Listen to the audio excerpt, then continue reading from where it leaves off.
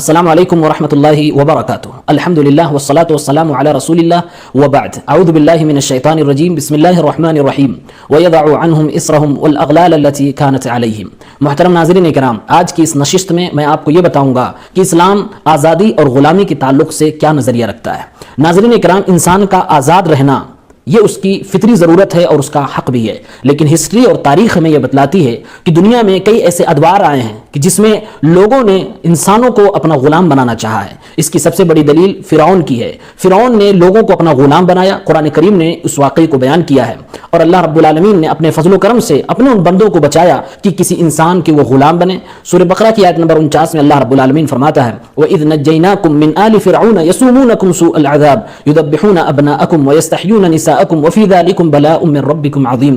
کہ جب میں نے تم کو آل فرعون سے بچایا جو تمہارے لڑکوں کو ذبح کر دیا کرتا تھا اور تمہاری عورتوں کو چھوڑ دیا کرتا تھا، اور اس بچانے میں اللہ رب العالمین کی بڑی مہربانی ہے، اس کا بڑا فضل و کرم ہے تمہارے اوپر. یعنی اللہ رب العالمین نے ایک انسانیت کے طبقے کو جو غلام بنا ہوا تھا کسی انسان کا، اسے آزاد کرا کر اس پہ اپنا احسان جتلایا ہے. یعنی اسلام نے آزادی کو پسند کیا ہے بنسبت غلامی کے. اسلام آزادی دلانے کے لیے آیا تھا، انسان کو انسان کی غلامی سے چھٹکارا دلانے کے لیے آیا تھا. اسی لیے قرآن کریم میں اللہ رب العالمین اپنے نبی علیہ الصلوۃ والسلام کے فریضے کو بیان کرتے ہوئے فرماتا ہے سورہ اعراف کی آیت نمبر 157 میں وَيَضَعُ عَنْهُمْ إِصْرَهُمْ وَالْأَغْلَالَ الَّتِي كَانَتْ عَلَيْهِمْ. پیغمبر کا ایک کام یہ بھی تھا کہ جو لوگوں کے اوپر بوجھ اور گلے میں طوق پڑے ہوئے تھے وہ ان سے ان کو آزاد کرے. تو میرے نبی صلی اللہ علیہ وسلم کے بعثت کے مقصد یہ بھی تھا کہ دنیا میں جو لوگ لوگوں کے غلام ہیں، جو انسانوں کے غلام بن چکے ہیں، ان کو ان کی غلامی سے آزاد کرا کر انہیں اللہ تبارک و تعالیٰ کی عبودیت کی طرف لے کر جانا ہے. ناظرین کرام، آج ہوا چل چکی ہے مطلق آزادی کی. ہم ہر اعتبار سے آزاد ہیں، جبکہ ہر اعتبار سے آزادی انسان کو انسان رہنے نہیں دیتی ہے. قرآن کریم سورہ بقرہ کی آیت نمبر 35 میں اللہ تبارک و تعالیٰ نے دنیا میں انسان کے آنے سے پہلے ہی ہم کو سبق دے دیا ہے کہ انسان مطلق آزادی سے برائی کی طرف چلا جاتا ہے. آدم علیہ الصلوۃ والسلام کا قصہ آپ کے سامنے ہوگا. جب اللہ تعالیٰ نے حضرت آدم کو پیدا فرمایا، پیدا کر کے جنت میں چھوڑ دیا، ساتھ میں ان کی بیوی بھی ہے. اللہ نے فرمایا وَقُلْنَا يَا آدَمُ اسْكُنْ أَنْتَ وَزَوْجُكَ الْجَنَّةَ. اے آدم، آپ اور آپ کی بیوی دونوں لوگ جنت میں رہو. وَكُلَا مِنْهَا رَغَدًا حَيْثُ شِئْتُمَا. جنت میں سے فرصت میں جو بھی پاؤ، جہاں سے پاؤ کھا سکتے ہو، یہ تمہاری آزادی ہے جنت کے اندر. وَلَا تَقْرَبَ هَذِهِ الشَّجَرَةَ. لیکن اس آزادی کے اندر ایک پابندی بھی ہے کہ اس شجر ممنوعہ کے قریب نہ جانا. فَتَكُونَ مِنَ الظَّالِمِينَ. ورنہ تم ظالموں میں سے ہو جاؤ گے. یعنی اللہ رب العالمین نے ہمارے اور آپ کے باپ اور دادا حضرت آدم اور حضرت حوا علیہم السلام کو جنت میں آزاد چھوڑ کر ایک پابندی لگا دی. اشارہ یہ دیا جا رہا ہے کہ انسان کے اوپر اللہ تبارک و تعالیٰ کے احکام، اس کے امور اور اس کے تمام معاملات کی پابندی ضرور رہے گی، تبھی انسان صحیح طریقے سے زندگی گزار سکتا ہے. اور دنیا میں جب تک انسان اللہ تعالیٰ کی غلامی، اللہ کی بندگی کو قبول نہیں کر لیتا، اس کی زندگی، اس کی حیات مستقیم نہیں ہو سکتی ہے. قرآن کریم میں اللہ رب العالمین نے سورہ ذاریات کی آیت نمبر 56 میں فرمایا وَمَا خَلَقْتُ الْجِنَّ وَالْإِنسَ إِلَّا لِيَعْبُدُونَ. میں نے انسان اور جنات کی پیدائش ہی اسی لیے کی ہے کہ وہ میری غلامی کریں، میری عبادت کریں. بلکہ اللہ تعالیٰ نے ہمیں اور آپ کو یہی کہہ کر دعوت بھی دی ہے یا ایھا الناس اعبدوا ربکم الذی خلقکم والذین من قبلکم لعلکم تتقون. اے انسانوں، اللہ کی عبادت کرو کیونکہ اس نے تمہیں پیدا کیا، تمہارے باپ داداؤں کو بھی پیدا فرمایا ہے. تو پیدا کرنے والے کی غلامی کرنا ہے، یعنی اللہ تبارک و تعالیٰ کی غلامی کرنا ہے. اللہ کے سوا کسی اور کی غلامی اسلام قبول ہی نہیں کرتا ہے. صرف ہم اللہ رب العالمین کی غلامی کے قائل ہیں اور اسلام اللہ کی غلامی کی بات کرتا ہے. اللہ کے علاوہ دنیا کے کسی بھی شخص، کسی بھی شخصیت، کسی بھی ہستی کی غلامی اسلام قبول نہیں کرتا ہے. اسی لیے اسلام نے جہاں ماں باپ کے حقوق بیان فرمائے، اسلام نے یہ بھی حکم دیا ہے کہ تم اپنے ماں باپ کی بھی غلامی نہیں کرو گے. فلا تطعهما. اگر ماں باپ اللہ کے حکم کے خلاف تمہیں حکم دے رہے ہیں تو ماں باپ کی بھی وہاں فرما برداری نہیں کرنی ہے. یعنی ایک مسلمان اپنے باپ کی بھی غلامی نہیں کرتا ہے کیونکہ وہ اللہ کا غلام بن چکا ہوتا ہے. غلامی کے تعلق سے حضرت عمر فاروق رضی اللہ تعالیٰ عنہ کا ایک قول مشہور ہے وَمَتَى اسْتَعْبَدْتُمُ النَّاسَ وَقَدْ وَلَدَتْهُمْ أُمَّهَاتُهُمْ أَحْرَارًا. کہ تم نے لوگوں کو کب سے غلام بنانا شروع کر دیا جبکہ ان کی ماؤں نے انہیں آزاد پیدا کیا تھا. انسان پیدائشی طور پر آزاد ہوتا ہے اور یہ اس کی فطری ضرورت ہے، اس ضرورت کو نہیں چھینا جا سکتا ہے.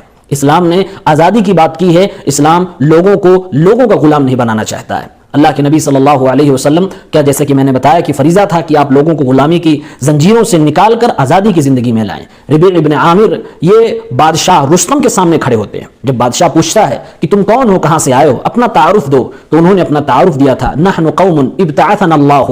ہم وہ قوم ہیں جسے اللہ نے بھیجا ہے لنخرج من شاء من عبادت العباد الی عبادت اللہ، تاکہ ہم لوگوں کو بندوں کی عبادت سے نکال کر اللہ تبارک و تعالیٰ کی عبادت کی طرف لے جائیں، یعنی بندوں کی غلامی سے نکال کر اللہ کی غلامی کی طرف لے جائیں۔ یہ مسلمانوں کی زمین پہ آنے کا بہت بڑا مقصد ہے، تاکہ ان کی زندگیاں خوشحال ہوں اور ان کے اوپر جو ظلم ہو رہا ہے اس ظلم سے ان کو چھٹکارا مل سکے اور ان کے ساتھ انصاف ہو سکے، عدل ہو سکے۔ یہ اسلام کے بنیادی مقاصد میں سے ایک اہم مقصد تھا۔ ناظرین کرام، جب اللہ کے رسول صلی اللہ علیہ وسلم نے اپنی نبوت کا اعلان کیا تھا، دنیا میں انسان کو جسمانی غلامی کا شکار ہونا پڑ رہا تھا، غلامی کا ایک دور چل رہا تھا، لوگ اپنے ہی بچوں کو بھوکمری کی وجہ سے بیچ دے رہے تھے، کچھ لوگ خود غلام بننا چاہ رہے تھے کیونکہ وہ خود اپنا پیٹ نہیں پال سکتے تھے، اس لیے غلام بنتے تھے تاکہ ہمارا آقا، ہمارا جو سردار ہوگا وہ مجھے 2 ٹائم کا کھانا بھی کھلا سکے گا۔ جنگیں ہوتی تھی، لڑائیاں ہوتی تھی، لڑائیوں میں لوگ غلام پاتے تھے، لوگوں کی چوری ہوا کرتی تھی، لوگوں پر ڈاکہ ہوا کرتا تھا، یعنی لوگوں کو چرا کر انہیں غلام بنا لیا جاتا تھا۔ کئی طریقے ایسے تھے جس سے انسان کو غلام بناتا تھا۔ اسلام آیا، محمد عربی صلی اللہ علیہ وسلم آئے، لوگوں کو اس غلامی کی زندگی سے نکال کر آزاد کرنا چاہتے تھے۔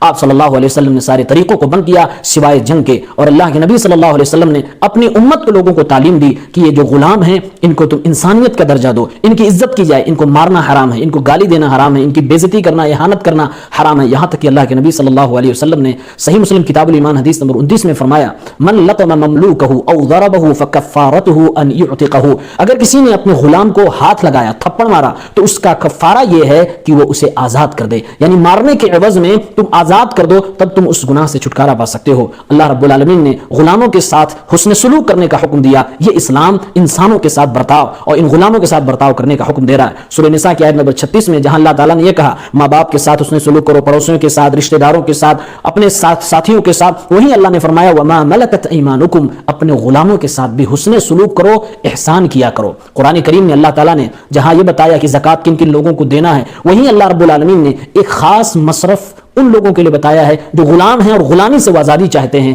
فرمایا انما الصدقات للفقراء والمساکین والعاملین علیہا والمؤلفۃ قلوبہم وفی الرقاب، یعنی جو غلام ہیں، غلامی سے آزادی چاہتے ہیں، ان کی بھی مالی مدد کی جائے تاکہ وہ اپنے گلے میں پڑے ہوئے غلامی کی زنجیر کو توڑ سکیں اور آزاد ہو سکیں۔ یعنی اسلام غلاموں کو آزاد کروانا چاہتا ہے۔ اسی لیے اسلام کے اندر آپ اسلام کی تعلیمات کو دیکھیے، اس میں بڑی باریکیاں ہیں، بڑی حکمتیں ہیں، جاننے والے سے جانتے ہیں۔ کئی غلطیوں پر بطور کفارہ اللہ تعالیٰ نے، اللہ کے نبی صلی اللہ علیہ وسلم نے کہا ہے کہ گردن آزاد کی جائے، غلام کو آزاد کیا جائے۔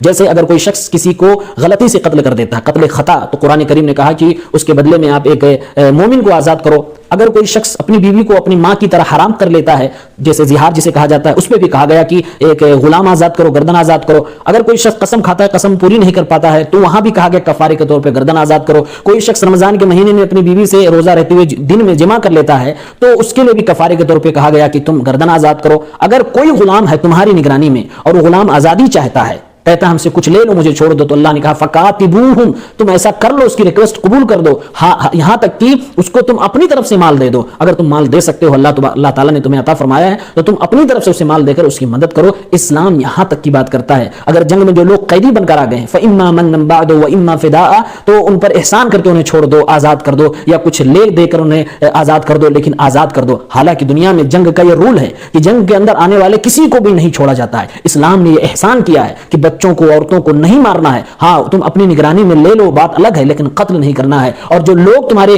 ذمہ داری میں آ جائیں، غلامی میں آ جائیں، تو ان کو تم احسان کر کے انہیں آزاد بھی کر سکتے ہو، فدیہ لے کر انہیں آزاد کر سکتے ہو۔ یہ اسلام کا احسان ہے۔ اللہ کے نبی صلی اللہ علیہ وسلم فرماتے ہیں اگر کسی کے نگرانی میں کوئی اس کا غلام ہے، صحیح مسلم کتاب الایمان حدیث نمبر 38 اور 39، اللہ کے رسول فرماتے ہیں فَلْيُطْعِمْهُ مِمَّا يَأْكُلُ، جو کھاتے ہو کھلاؤ، وَلْيُلْبِسْهُ مِمَّا يَلْبَسُ، جو پہنتے ہو پہناؤ، اور ان کے اوپر اتنا بوجھ نہ کام کا ڈالو کہ وہ کر نہ پائیں۔ اگر تم ان کے اوپر کام کا بوجھ ڈالتے ہو اور تمہیں لگتا ہے کہ وہ اس میں پریشان ہوں گے، تو تم خود ان کی مدد کیا کرو۔ یہ اللہ کے نبی صلی اللہ علیہ وسلم کی تعلیم ہے، یہ اسلام کی تعلیم ہے، غلاموں کے ساتھ تعلیم ہے۔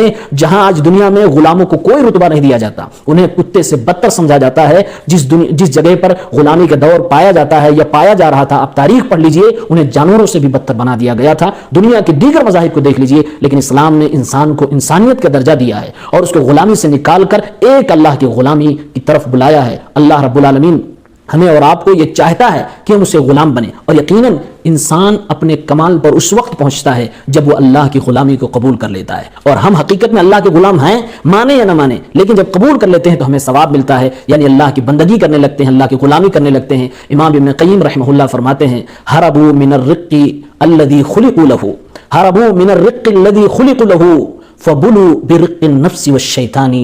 ये दुनिया के लोग बेचारे ये उस गुलामी से भागने लगे जिसके लिए वो पैदा किए गए थे, तो इनको इनके नफ्स का और शैतान का गुलाम बना दिया गया। हाँ, आज दुनिया में ऐसा हो रहा है, जो अल्लाह की गुलामी को नहीं कबूल कर रहा है, जो अल्लाह की बंदगी को नहीं तस्लीम कर रहा है, हकीकत में वो अपने नफ्स का या शैतान का गुलाम होता है। आज दुनिया में ज़हनी गुलामी का दौर हो रहा है। हर कोई चाह रहा है कि मैं इनके ज़हन पे तसल्लुत कर ले जाऊं, ये मेरा गुलाम हो जाए, ये मेरा अंधभक्त हो जाए। तो गुलामी ज़हनी तौर पर लोगों को गुलाम बनाया जा रहा है। अल्लाह रब्बुल आलमीन कुरान मजीद सूरह फुरकान की आयत नंबर 43 और 44 में फरमाता है, जो अल्लाह का गुलाम नहीं होता है वो अपने नफ्स का गुलाम होता है। अफ़अरअयत मन इत्तख़ज़ इलाहहु हवा, क्या आपने उसे भी नहीं देखा जिसने अपने नफ्स को अपना माबूद बना लिया, यानी वो खुद अपने नफ्स का गुलाम हो गया है। अफ़अंत तकूनु अलैहि वकीला, क्या आप उसके जिम्मेदार बन सकते हो, क्या आप उसे समझा सकते हो? जो खुद का गुलाम बन जाए, शैतान का गुलाम बन जाए, उसको कभी कोई समझा नहीं सकता है और हमेशा वो दुनिया में फसाद बर्पा करेगा। आज दुनिया में एक आवाज़ उठी है, हम आज़ाद हैं, आज़ादी की तरफ बुला, और सच है,